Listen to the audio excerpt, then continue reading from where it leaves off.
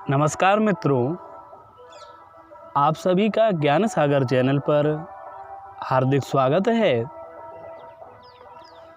एक बार भगवान शंकर कैलाश पर्वत के शिखर पर सघन वन में श्री नारायण का ध्यान किया करते थे, उनकी आराधना करते थे।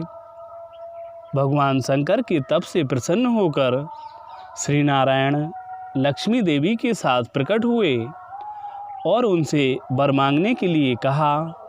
तब भगवान शंकर ने कहा, कृपा सिंधु, आपका जो रूप परम आनंददायक है, जो सभी आनंदों का आश्रय है और जो निर्गुण, निराकार, निष्क्रिय तथा शांत है, विद्वान पुरुष जिसे ब्रह्म कहती हैं, मैं आपके उसी रूप को अपने इन नेत्रों से देखना चाहता हूँ।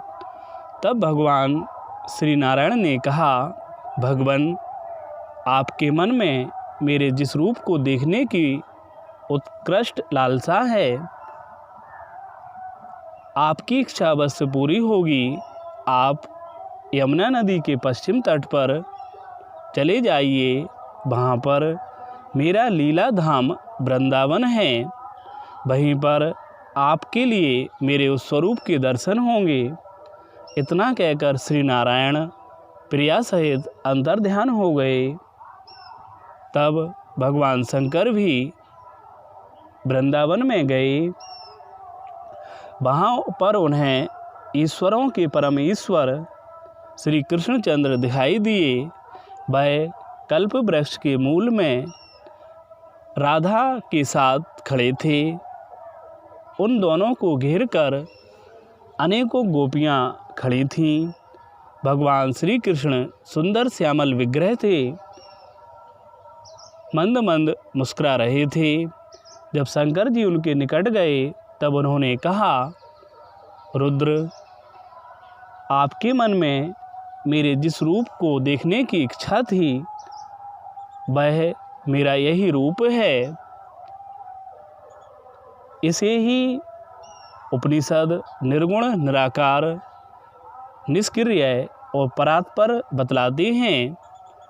मेरे इस रूप में सत, चित और आनंद ही मूर्तिमान हुए हैं। मेरे दिव्य गुणों का कोई अंत नहीं है और उन गुणों को कोई सिद्ध भी नहीं कर सकता। अतः शास्त्र मुझे निर्गुण कहा करते हैं। मैं इन नेत्रों से देखा नहीं जा सकता, सो मुझे आरूप निराकार कहा जाता है। मैं अपने चैतन्य अंशों से सर्वत्र व्यापक हूँ, इसलिए शास्त्रों में ब्रह्म कहा जाता हूँ। मैं स्वयं कुछ भी नहीं करता, इसलिए मुझे निष्क्रिय कहा जाता है। मेरे अंश ही सृष्टि आदि कार्य किया करते हैं, अर्थात मेरे अंश ही संसारों को बनाते हैं, पालन करते और नष्ट कर दिया करते हैं। मैं इन सब से अलग हूँ। मैं तो केवल इन गोपियों के साथ आनंद मग्न होकर विचरण किया करता हूँ, ना तो मुझे अपना ध्यान रहता है। यह पराशक्ति श्री राधिका हैं और जो सारी गोपियाँ हैं, यह वृंदावन, यह यमुना नदी, यह पर्वत, यह सब के सब मेरे ही विग्रह हैं और सब आनंदमय ही हैं। इस वृंदावन को तुम नित्य समझो, इसे आनंद कंद कहा जाता है। तब भगवान शंकर ने कहा, प्रभु, आपके इस स्वरूप की प्राप्ति मुझे कैसे हो?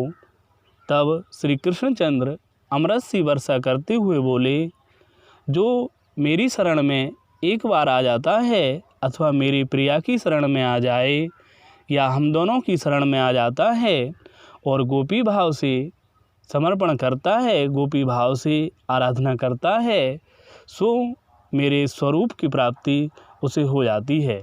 इतना कहकर कृष्णचंद्र ने भगवान शंकर के लिए चिंतामणि मंत्र का उपदेश किया और फिर लीला धाम वृंदावन राधा कृष्ण सब उनके नेत्रों से ओझल हो गए, वह चले गए।